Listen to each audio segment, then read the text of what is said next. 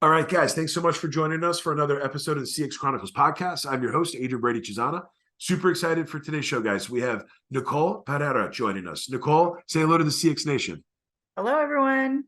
So, guys, Nicole's got a super duper cool story, and I'm gonna let her tell it. But just to give a quick background, I met Nicole recently. She is doing so many incredible things, but also she was giving me this whole light into the world of being one of the premier partners of HubSpot, who's one of our partners here at CXC, and she's built this incredible business. It's now several businesses from the things that she's learned with working with customers, working with teammates, working across all these different industries, and I'm pumped to have her here. So, Nicole, why don't you start off today's show? Spend a couple minutes. Give us, I mean, you got all this awesome stuff in your background. Give us the stepping stones answer. I'd love for you to just kind of give our listeners a sense for kind of how you cut your teeth, how you got into this whole world, and then definitely want you to kind of share the story for how you were able to found Remotish and some of these other incredible businesses that you're building today. Gosh, it's a long story because I'm old, but back in the 90s, I'm dating myself, but back in the 90s when I was in high school, I started making websites like on Lycos and Angel Fire and all those, if anybody's familiar with that, GeoCities, and selling them really cheaply. And it's interesting because when I got into college, I started to do a little bit of light consulting. But I also was like a tech girl. So I worked in the computer lab. So I always liked the web. I always liked the computer tech. I was sort of just sitting in that world. It's funny because I was pursuing a international business degree at the time and ended up failing out of some of the management classes and ended up, Nice. Okay. and I changed my degree to Latin American studies because I think the way I viewed business was the people side. Like, why do people do what they do? How do they make those decisions? Can we influence those decisions? And so it really actually ended up helping me later on in my story as a marketer. But at the time I was sort of exploring entrepreneurship on a personal basis, but always within the realm of digital marketing and technology and things like that. I failed out of the classes in college, mostly because they were preparing me at the time, this was 20 years ago, to be like a manager in an organization. Like for Yep. me, Yep. business was entrepreneurial business, but they didn't have that at the time. Like now you can go to these schools and you can learn about entrepreneurs and startups and the infrastructure, but that didn't exist back then. No one was telling me how to start a business. No one was telling me how to hire my first employee or how to build a process or any of that stuff. So definitely like course corrected and ended up with a degree in Latin American studies, of which I'll do nothing with but argue points with people. That's all I'll do. But that journey sort of, while I was freelancing, I was picking up odd jobs, that was sort of satisfying my entrepreneurial needs. And I ended up becoming a mommy blogger. So I had a child in college and then another one soon after, and it sort of interrupted my ability to launch professionally the traditional way. That's because I became a mommy blogger. I owned a scrapbooking store and I started blogging about scrapbooking and ended up on page one for a lot of terms. I launched a PHP-based web store and started selling my handcrafts online, as well as doing like local shows and taking my kids with me. And then I launched an affiliate program. So I had 200 other moms selling my crafts. And I sort of really taught myself the business of launching a business online without anyone telling me how that works. Yep. And so when I ended up landing my very first corporate job, zero experience, a Latin American studies degree, I ended up getting a job at the San Diego Union Tribune, which was our local newspaper, but quite large. And I was an online ads campaign specialist. So all self-taught, all this experience I brought to the table. And it was interesting because then while I was there, I ended up landing in this interesting project, a multi-million-dollar project to revamp the ad system for the real estate department that I was working with there to do online ads. That's super cool. We found real estate online. And so what was really interesting was here I was, this young 26-year-old given a multi-million-dollar budget to help PM this project because no one knew what they were doing online at the time. And so that's where the tools and the people part started coming together for me because no one knew how to unify them. Either you were tech savvy and you knew how the tool worked, or you were people savvy and you know how to talk to people, but like, how do you bring them together in a project? And I had to figure that out really early. And so that was actually, I think, the catalyst of future jobs, future projects, that one moment where it showed me I could take all these pieces that I knew Yep. and actually make a really like big impact on a business. Like That's awesome. we really did a great job when we launched that project. And I was so young that I think I was gifted the ability to sort of arrive at this place in my career earlier. Yep. And then I ended up launching a business later on. This is my second iteration of an agency. But I think that was the catalyst for a lot of it. I first of all, that's number one why I loved you the first minute I met you, was because like you just nailed it. Number one, it's like we could have all the tools in the world, we could have all the technology in the world. If people don't know why they have to use them, or if they don't know how to use them, then none of it matters. The second big part is like I love how you ended up in a big business after doing all this stuff, because I don't think people, Nicole, I don't think people that have ever had to start their own shop or start their own business or do their own thing, people that are super smart and super experienced that have worked in big companies their whole life, you don't have to do all of the different hat wearing. You don't necessarily always have to figure stuff out. I think one of the biggest things as an entrepreneur, you are constantly learning. And if you're not learning and if you're not failing, you're probably going out of business or you're looking for a job, because like that's part of it. Part of it is keeping your own blade as sharp as possible every single solitary day. The other part is you're doing it through necessity. Like when you're starting these businesses, you have to just learn so many different things every single. It's almost at times it's daunting, right? You have to learn so many different things that you didn't think you would, and it takes a while to get to the point where you have the luxury of being able to hire that SME or being able to outsource some of those specific needs. But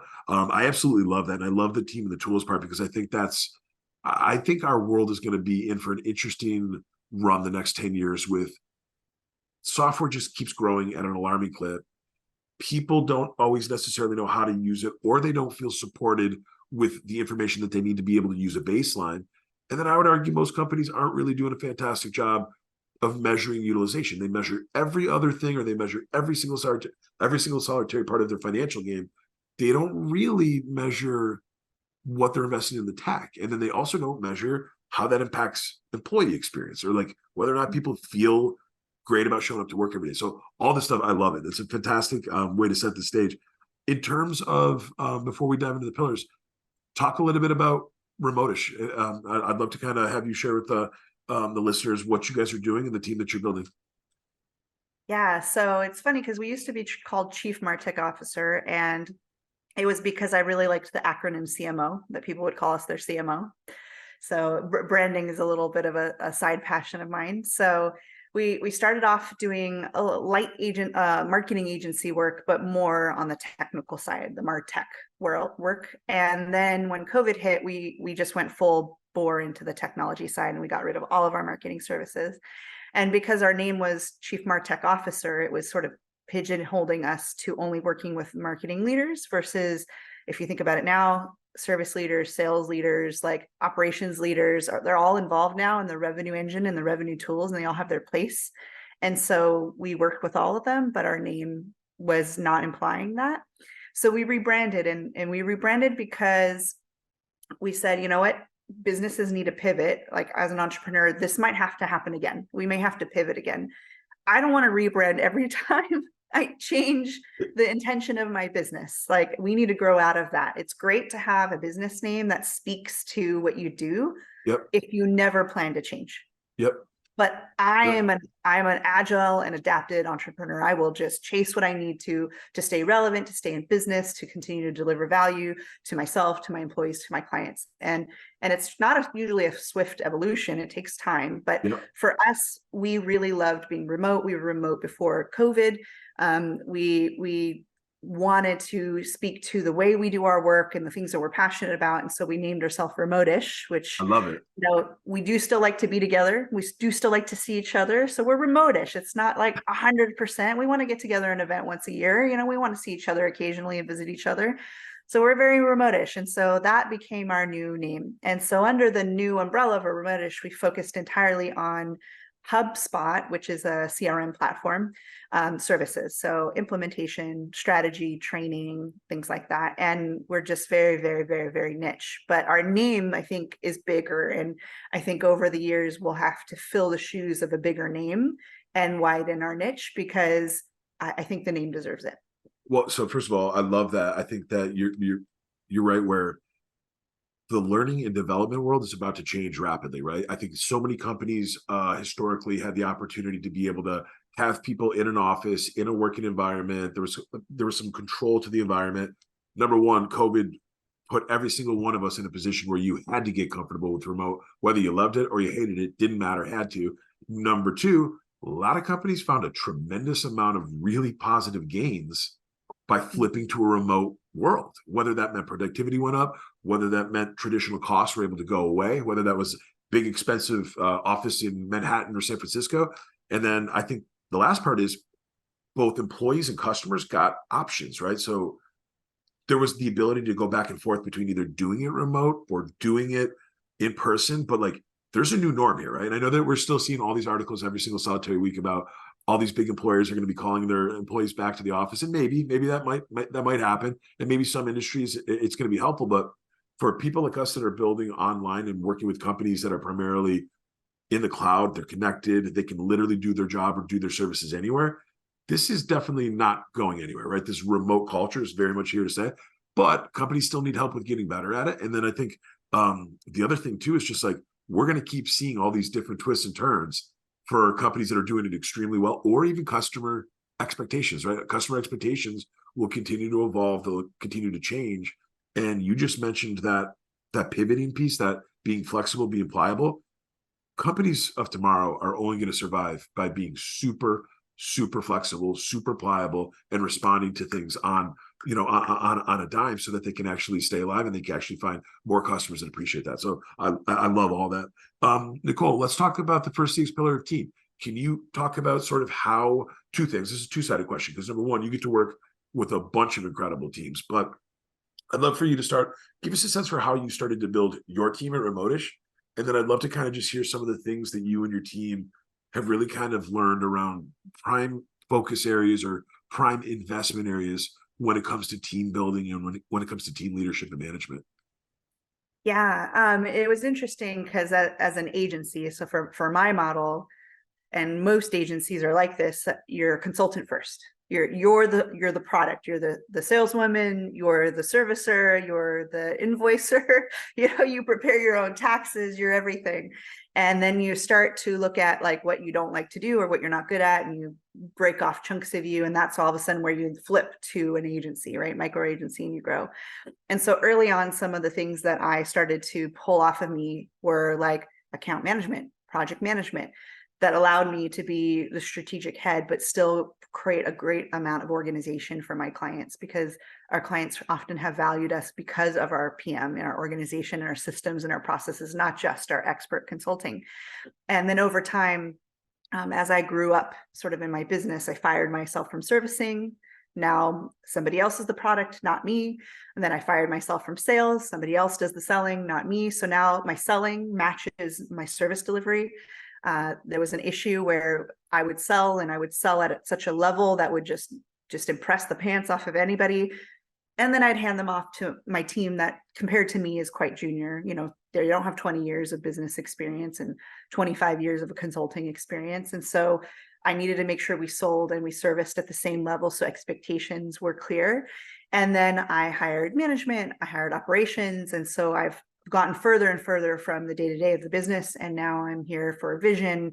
I'm here for coaching, mentorship, guidance. I'm here for strategy, more so working on the business versus in. And what's interesting, I'm going to note this because I think it's very relevant probably to this audience.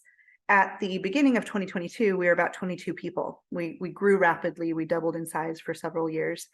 And now we're at 8. So we've sized down. But I'm still operating the same way. I still don't do my servicing. I still don't do my selling, and I still don't do the majority of my agency operations, because the systems and processes and people have already been put in place. I didn't need to regress. We just sized down our servicing team to match our clientele. And that's will probably speak to further conversations and the way I think, and to set the stage, that having all of the right people in the right seat, right? Like hiring people to do a very particular function, not distributing hats too much, like really making sure people are doing what they need to do, documenting tribal knowledge so that when change happens, the company is still stood up, and making sure that the company is not dependent on any one person, including myself, to operate.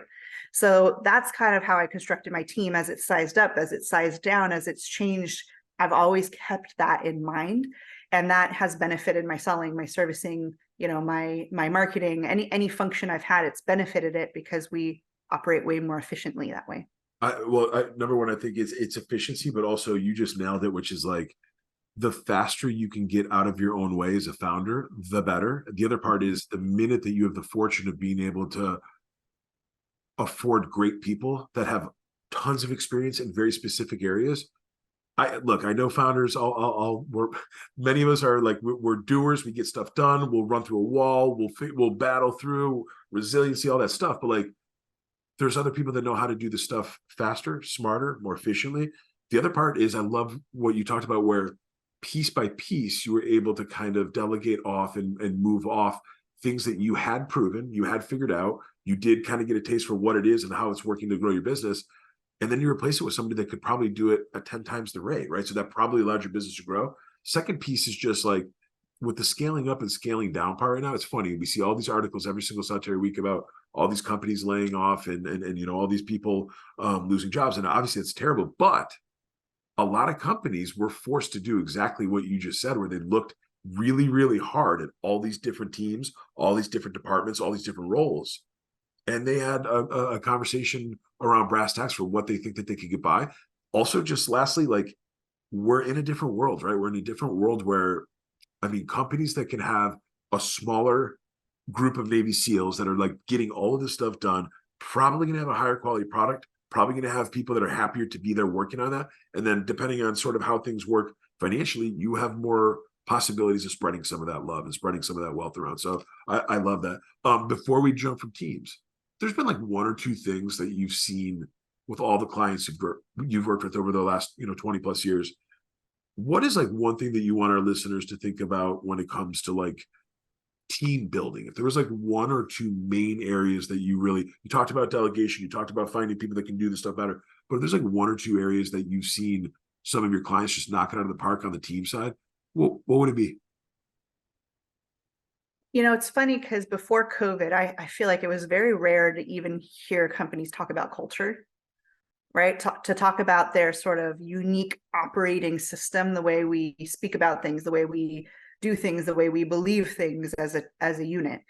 And I think fostering intentional culture is what I've seen singles out the great clients that we work with from the ones that, when you're in the agency world or in the consulting world and you have a good relationship with your clients, you tend to get a little bit of a look under the hood and you get to see the dysfunction that exists. You sometimes hear of employees looking for work elsewhere before their employer knows, because that relationship has been built. And I think it all comes down to culture alignment. Every business has a culture fit. Every business out there, even the most toxic workplaces, will have someone who likes that culture. And so articulating what your culture is, documenting what your culture is, like being able to show what it is so that it attracts the right people, it nurtures the right people, and it keeps the right people is the best way to go. It's when you attempt to be everything for everyone. It's the same. It's funny because it's like, culture internally, I think, is like product market fit externally.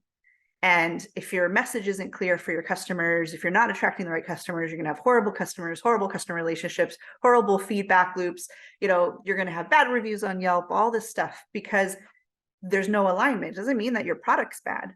It's going to be good for someone. You're just not aligned with who you're selling to and not being selective. And I think that's the same thing that's happening now, where all these companies who did great on making sure their customers were really happy forgot that their employees are also customers too. And honestly, your employees might be your primary customers. And in theory, your customers who pay you money are your investors. And that's how I've always viewed it. So you got to keep your customers happy so your investors are getting the return they want. And especially if you're in a service business where your customers or your employees are delivering the product, if they're not happy and taken care of, if they're not product developed in terms of mentorship and coaching and skill building, they're not going to be good at delivering your offering. And so I think what's happened, now is culture as something you actually have to care about, that you can't be a victim of it. You have to be intentional. You can't force it, but you have to be intentional about ushering it into a direction that you think is aligning with, if you're a founder, your vision, if you're a larger organization, right, whatever has been pre-established is where you're going. And I think it's for some people, it's like a frou-frou term, and it's not very important, but it's just a bigger thing. It's just an operating system. It's your internal belief engine, if you don't want to call it culture because it's too woke for you. But you have to have a system that everyone believes in, that everyone works under. If everyone is counter to the system, if everyone's trying to challenge the core tenets of your engine, of your business, then they're not a fit, because not everything is meant to be revamped. So some things are a basic foundation of why your organization even exists. Yep. I think, incredibly well said. And I think the other part is just, this is why you're seeing such a major uptick in the investment of EX, or employee experience. I think I say it all the time in the show, but I'm a firm believer that, like, if you want world-class CX, you have to start with EX. You just do. You have to make sure it's exactly what you just said, where the people delivering, building, or just even speaking about the products and services that you're putting out there have to be bought in. They have to be engaged. They have to be supported. All of those things are directly related to your ability to scale, your ability to grow, and your ability to hit the goals that you're putting in front of you. So awesome, all awesome stuff. Nicole, I'd love to talk about second CX pillar, tools. Spend a few minutes talking about, I definitely want to talk about HubSpot, but I'd love to hear from you. Like, what were some of the initial tools that you invested in, or how did you even think about what handful of tools you were going to set up to build your initial tech stack when you were starting your business? It's funny because my business doesn't necessarily need HubSpot to operate, right? People are proven to have successful multi-million-dollar businesses in a spreadsheet. So it's not that it's necessary. It just definitely makes the margins nicer and makes it more efficient. And I think there's a lot of tools like that, where it's a nice to have, it's an enablement, but like in theory, could you still run your business without it? And for me, the things that I couldn't run my business without was, I needed a Google Suite or some sort of email and calendaring engine, right? And then I needed some sort of accounting and billing engine. And that's kind of all I needed. And that's kind of all I started with, really. And I think people think they need so much more. And for me, I always challenge us to go, could we do the process manually first and understand all its points and what's involved before we bring in a tool? And I think a lot of times we look at a tool and then we go, okay, the tool can make our process better. And that's great. But if you don't have a well-defined understanding of the process before the tool ever existed, then you might be over engineering what you're trying to do just because it's available as a feature in your tools. So my best tool, I would say, is the lack of tool, because you need to be your first prototype of any process manually. And you need to, if you can't do it manually, then there's no tool that's ever going to make it better, in my opinion. Yep, I 100% agree. And I just think that this is why we officially have a software problem in the world right now of business, because of exactly what you said. I think, like with us at CXC, Nicole, we will start off our client engagements with doing like our scorecards and our journey maps for one reason. We're trying to dump puzzle pieces onto a table just to understand how to start sorting and building piles. And we constantly see companies that, like, they'll literally go from one tool to another, to another, to another. The root of the problem is utilization. The root of the problem is missing comprehension around what's expected for why that tool is there. The root of the problem, especially with some of these venture-backed startups, like, then you start to, once your team starts to grow, people come in with their playbooks. So you have the marketing person wants their tool, you have the salesperson wants their tool, you have the success person wants their tool, product has the, and then before you know it, you're missing the opportunity to create a manual journey that actually shows you how the hell you're going to stitch all this stuff together, number one. And then number two, this is why, like, some of this, when people, you see all this stuff out there around voice of customer reporting, voice of customer dashboards, like, well, when people are using 17 tools or 25 tools, this is why all of a sudden it becomes a data science problem, and it's way bigger than a few leaders being able to get around the table and see what's important. So, like, couldn't agree with that more. What do you think, how do companies force themselves to actually stay in a manual place when they're growing rapidly? Is there a way that they can really try to kind of pump the brakes or sort of govern not just going out and getting the next shiny tool? Or have you seen anything that's kind of worked? Or is there some things that you try to advise your clients to do in terms of slowing down before they make that investment? I think there's a misconception that like every tool is going to make life easier, and it's not. Every tool that comes in needs an administrator of the tool. So I would say only buy as many tools as you can administer well. And if you can't administer it well, you're probably going to be more efficient doing it manually. It may feel like more work, but it's going to cause more problems when now everybody has to learn to be an administrator of the tool, or adoption is poor, or data is getting put in incorrectly. And so I've arrived at a place where I've sort of eaten some of my own words from the past, and I'm like, I think almost everybody needs to downsize what they're doing. I think that they need to focus like 80% on the process and the people, and then 20% on the tool, and the engineering that needs to be put in places to make sure that people all know their next step in line, whether it's enabled by a tool or it's enabled manually, I don't care.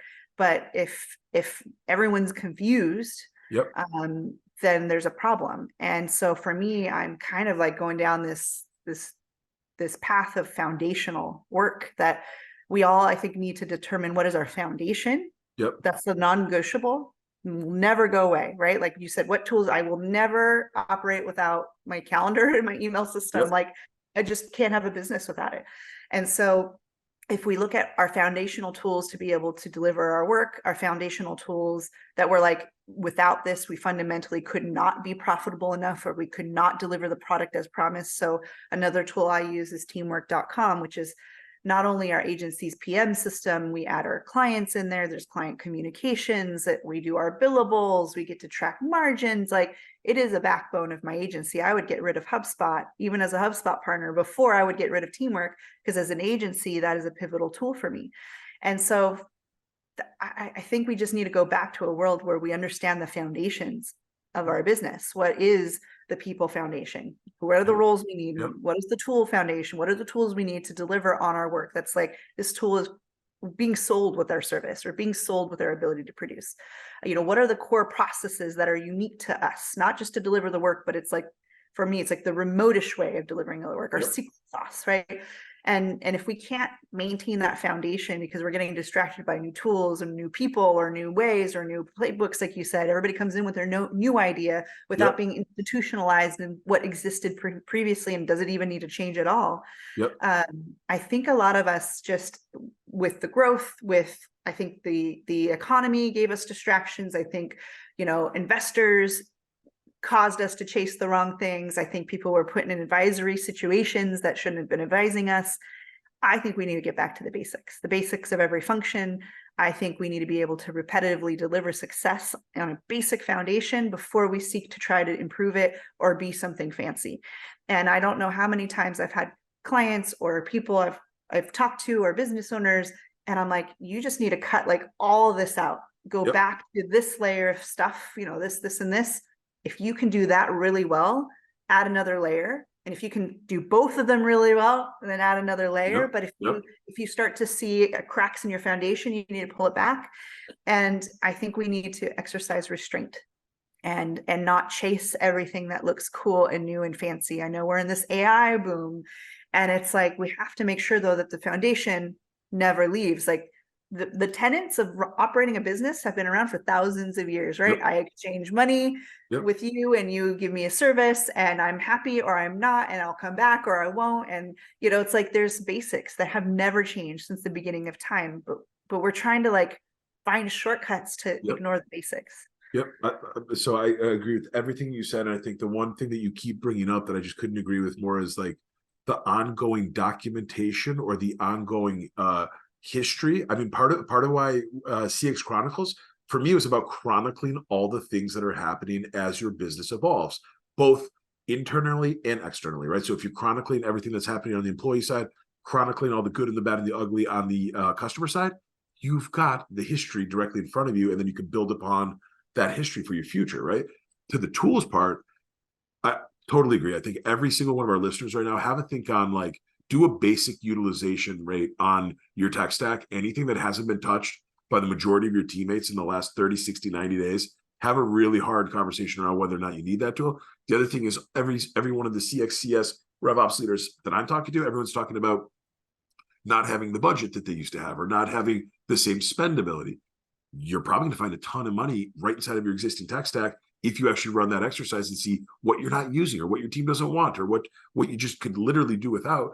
You could save a ton of money that way. So all awesome ideas here. Nicole, you started to bring us into process. Let's talk about the third pillar of process. As you've grown your business and just as you've worked with all these different companies and teams, how have you kind of thought about so you talked about the documentation, but like, what are some of the ways you've done it? What are some of the exercises or what are some of the ways you've maybe tasked it to a team?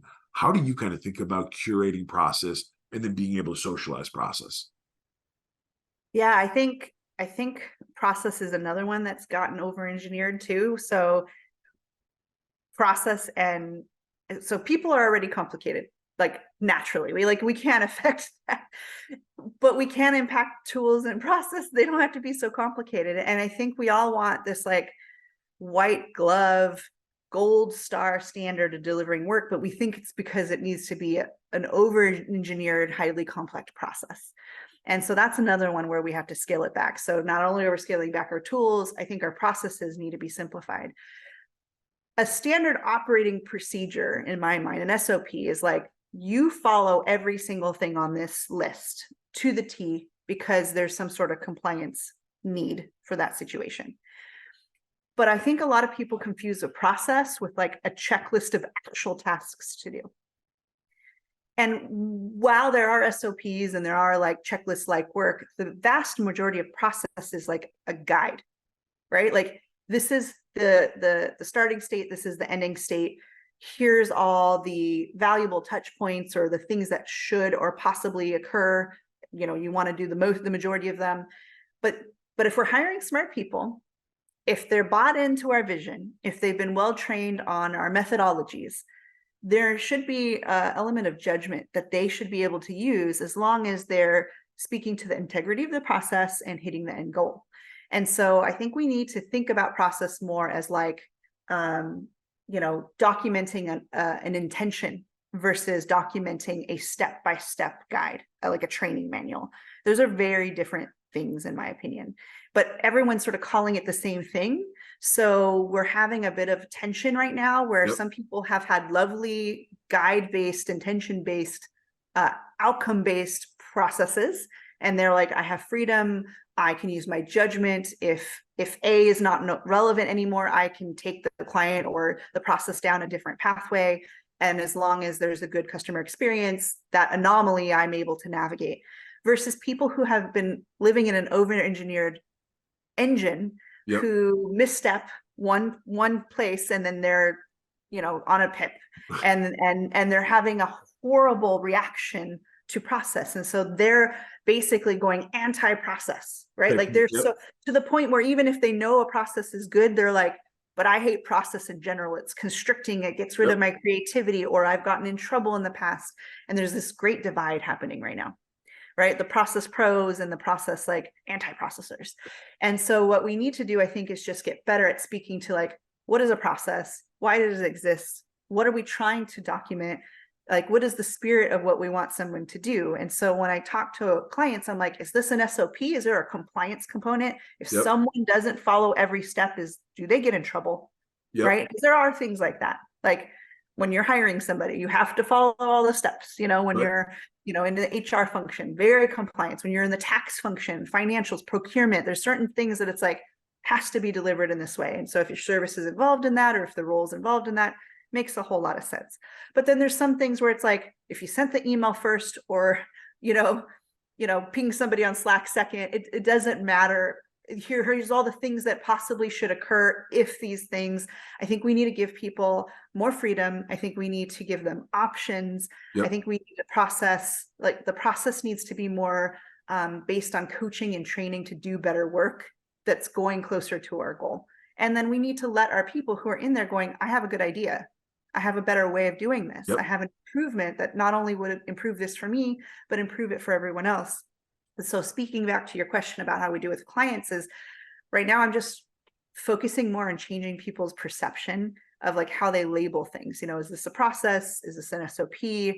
Where does the information live? Yep. you know, and how much control. Some processes are very loose. We're like A and B, and everything between A and B and the end goal is up to you because you've been well trained and you know what to do. And that's where your creative space exists.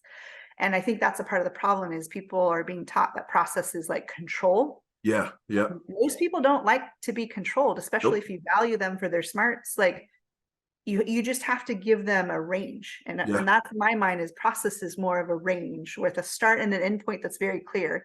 But everything inside has scales of what could be delivered. I love that. One follow-up question. Are there any interesting mediums that you're seeing companies actually wrangling their process? So like we've talked a lot about writing. So I'm imagining playbooks or knowledge bases or FAQs. Have you seen any other mediums that companies are using that makes it even easier to just simply provide a range and then people can take whether it's a video or an internal podcast or even just internal content, right? Internal content that a company produces to make sure people understand the range and then they can work within it. Is there any like new mediums that you're seeing emerging or that you're seeing companies kind of killing it with managing the process?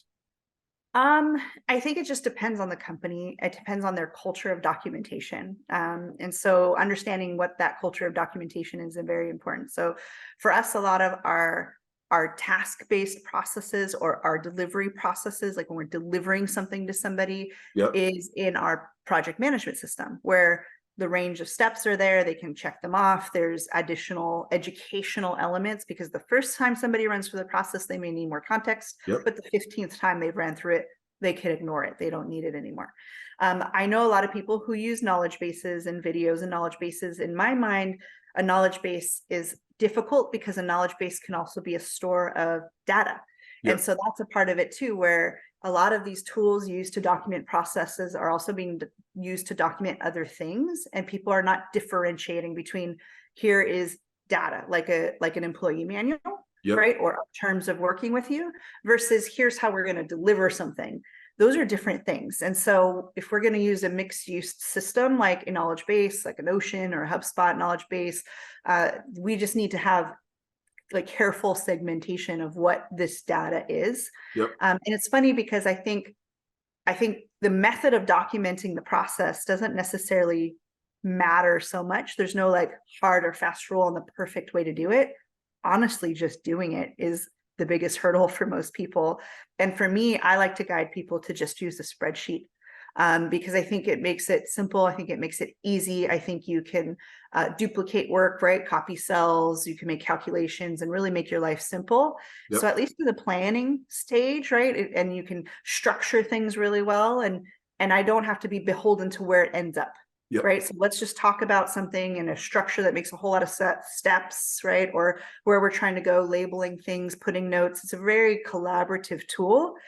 And then once you see the complexity of the process, like maybe it's a very complex process that does need to have a supplemental training in a learning management system. Yep. Right. Maybe the process is so complex that even then it needs to have reference to 4 other tools that are involved in the process. So maybe that has to go in a knowledge-based system, or maybe that becomes a PDF because it's so institutionalized as the core of who we are. So I think the tools, going back to even the work delivery, the tool shouldn't define how you do your planning, how you gather the information. The most basic tool, at least organizational for me, is something like a visual workflowing tool or a spreadsheet, just something that just lets us collect information. If we were in an office, we'd be on a whiteboard. Yep. Right. Like, and so those are the tools that I feel like are closest to sort of a freehand whiteboarding situation to allow me to figure out what I need to do to move it to a more sophisticated tool to deliver based on the intention of the process. I love it. I think that's awesome. And you're spot on where it's just, it depends on the business. It depends on the team. It depends on the customer set. There's all of these different variables. Nicole, I'd love to dive into the 4th and final pillar of feedback. Spend a few minutes talking about, as you grew your business, as you've worked with more and more customers, what are some of the simplest ways that you've been able to collect, assess, and act upon your customer feedback? And then I'd love to kind of hear how you've been able to use your employee feedback over the years to be able to grow your business and find new customers and continue to find new opportunities out there in the world. I mean, the number one challenge is just getting it, like making people feel safe that they can deliver it to you and that it won't backfire on the relationship. It won't be perceived poorly. It won't go into a void, right?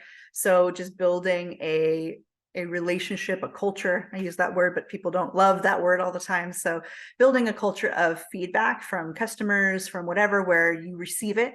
I think receiving feedback is an art. It's honestly, like, I think people want to give it, but when they've suffered with people who've received it poorly, like it really sucks, right? When you give feedback too often and someone's defensive, or maybe you weren't perfect in articulating it, but your intentions were good, and all of a sudden the feedback you're getting from the feedback is like, oh crap, I can't give feedback, I'm so horrible at this. It's so true. Yeah. Creating a relationship where feedback feels good to give is just number one, right? Like figuring out what to do with it is number two, but number one is like making it happen. Like, it's number one. Number two, I feel like that's another one where if you can't receive feedback manually, then no tool is going to make it even easier to receive the feedback. If you Totally don't have a relationship to gather that from people on a manual way. And I almost would even say, I'm not speaking to scale, I'm not speaking to software companies, but I would say anyone in a service-based business of any sorts, no tool is going to give you better feedback than if you can just talk to somebody. And unless you're having super micro interactions like with software, then a lot of these tools I think are overblown and sort of almost even add distance between you and your customer. That feedback engine is a part of good customer service, good employee service, and being able to gather that. I think a lot of times you just have to ask too, and you have to ask more than once. So for example, the first time you ask for feedback, you're probably going to get, oh, we're doing great. Maybe here's a small thing, but they're not trying to offend you, right? And then you ask again and you say, hey, got your feedback last time. This is how we fixed it. We need more. Tell me more. Tell me more of what we can do better. And then you start to blossom that relationship of delivering feedback. And I think we wait till a year, or we wait till we completed some big thing to be like, are you happy?